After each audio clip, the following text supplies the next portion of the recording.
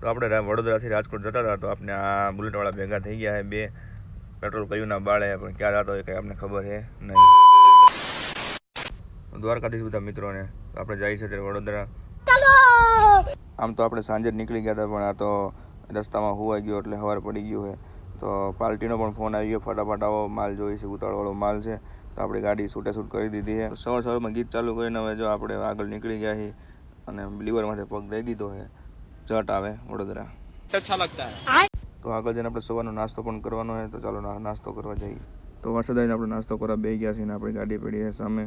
તો નાસ્તો કરીને નીકળી ગયા છીએ ને એક્સપ્રેસ રોડ આપણે ચડી છીએ અત્યારે, કેમ કે લોકેશન ભૂલાઈ ગયું હતું એટલે એક્સપ્રેસ ચડવો પડે એમ હતો.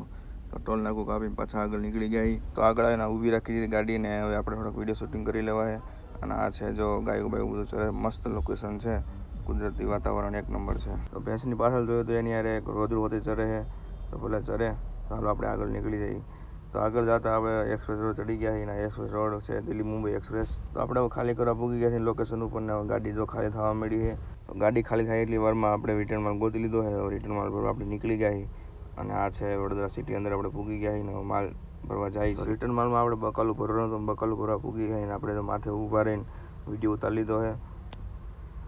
આ જો બકાલું ભરાય છે આપણું.